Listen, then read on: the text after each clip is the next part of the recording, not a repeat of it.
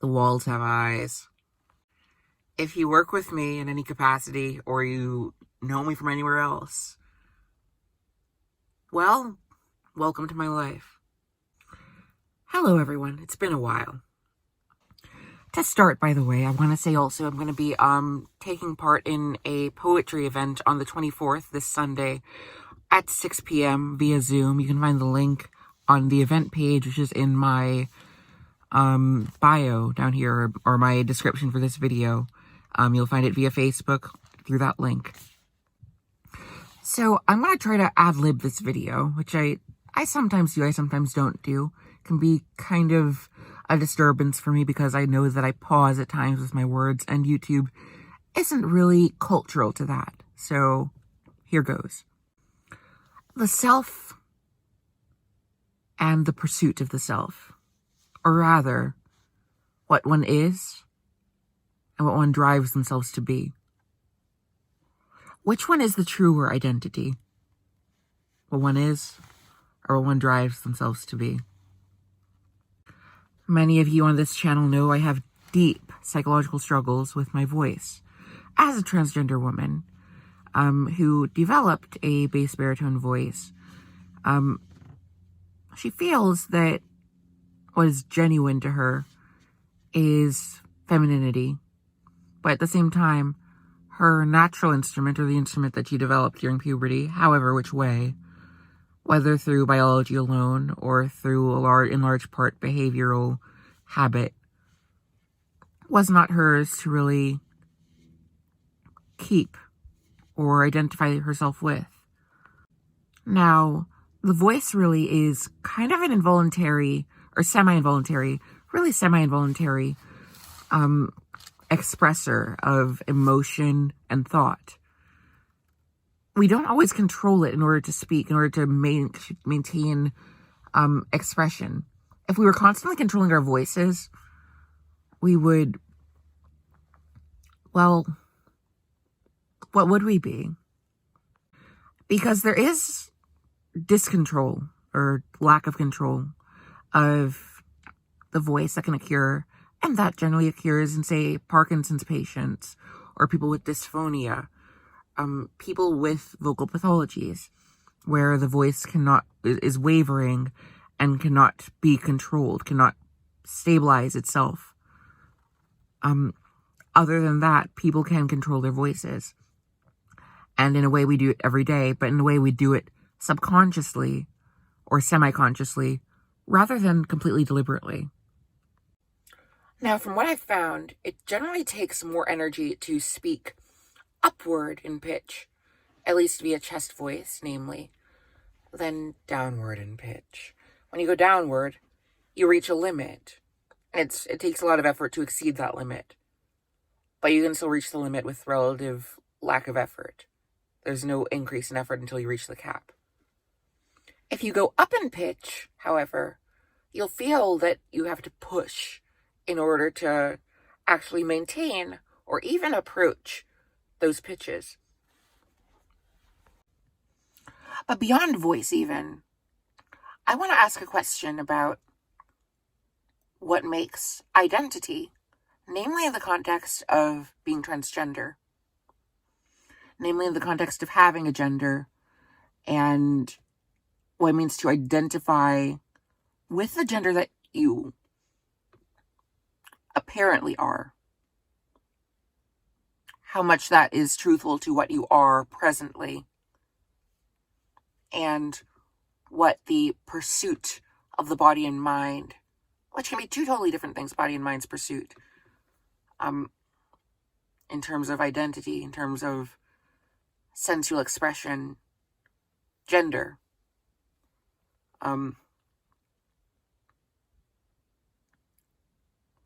Which one gains primacy? I think that it might be an endlessly open question, because it's a question that's been asked for the ages, really, of,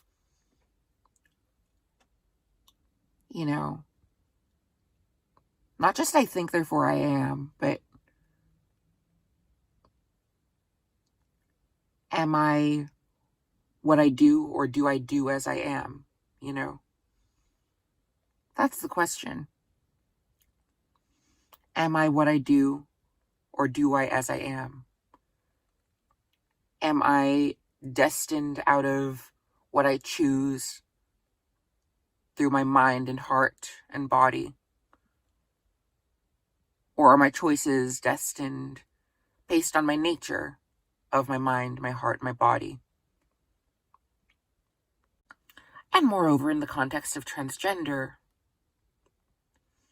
if one is to develop, as I did, very masculine, or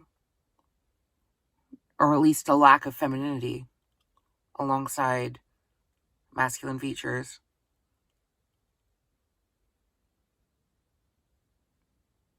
and then I keep the baritone, down there or whatnot, whatever I add, which I do have. Can I then pursue a different instrument or instrumentation rather, a different configuration of my larynx in order to say, constantly have a thin and light sort of arrangement?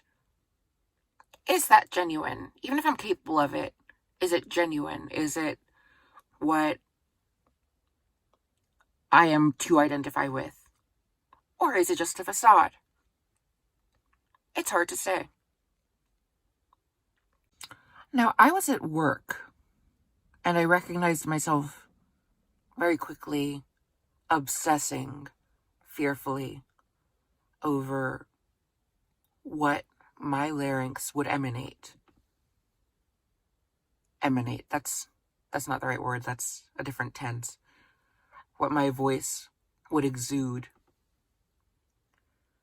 Would exude that bassy male sound, which I'm barely capable of at this point, because it doesn't sound particularly male no matter how low I go.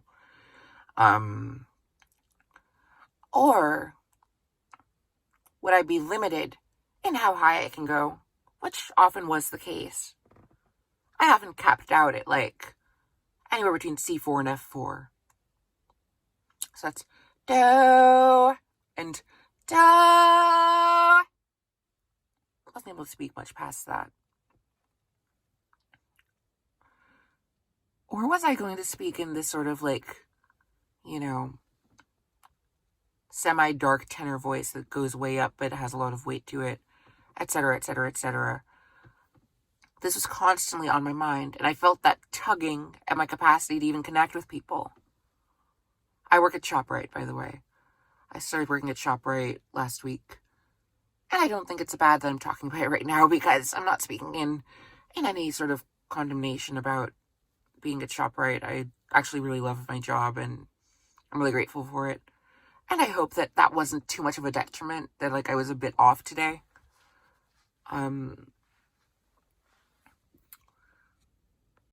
But yeah, I recognized that yesterday when I was working there, I was with, I can't go into too much detail, honestly. I'm not going into too much detail.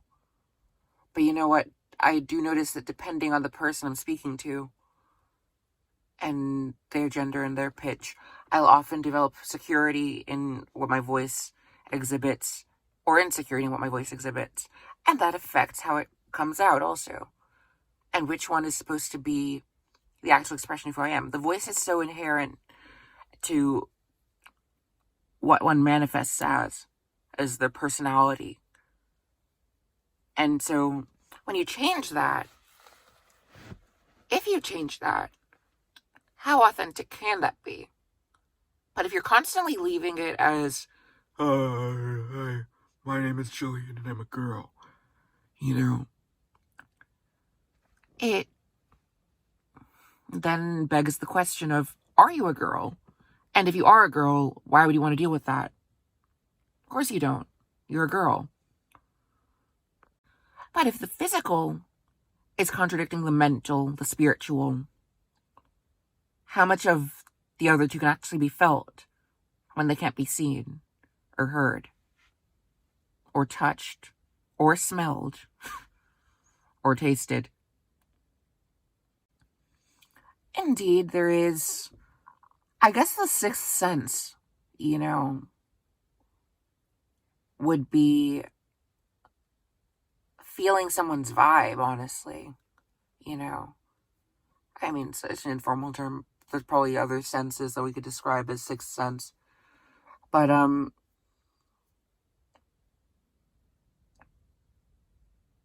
yes, you can feel someone's vibe. And that does inform who they are. But what if their vibe is also informed? I mean, their vibe is also informed by what they are.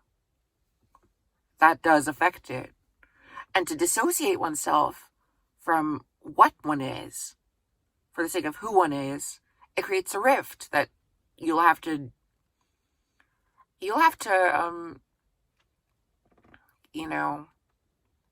reconcile with that. It's not peace. It's just a rift. But that said, how many people are perfectly peaceful, How many people have peace, Not everyone does. It's not a requisite that in order to live authentically, you have a peaceful heart. What is requisite of authenticity is that you're in faith to what you are. And that is such a nebulous thing, oftentimes, that how do we even measure or discern that? In the end, it also takes an authenticity of your own discernment. And in the end, that will determine whether the anxious heart that you might have at that second, because you're insecure about your voice, or insecure about your presentation, insecure about how people take to you, is authentic to you. Or whether having peace and being able to live in that is authentic to you. And maybe the peace isn't authentic. Is that peace then? There's so many questions, So ultimately, my brother just came in. He's actually right over there.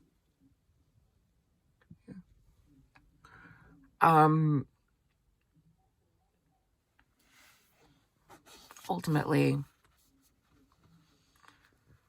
yes, you can change your voice. Yes, you can change who you are. But during that, how do you maintain authenticity? And also, how do you do it authentically? Because there will be a question of that. Because authenticity is being in faith to who you are, what you are. Being in faith to your disposition. And I guess on top of that, a corollary is you will be beholden to a nature. It's bound to happen. You will have a tendency. You will have an inertia. You will have a design. And you have to accept that. And that's something that I find hard to accept.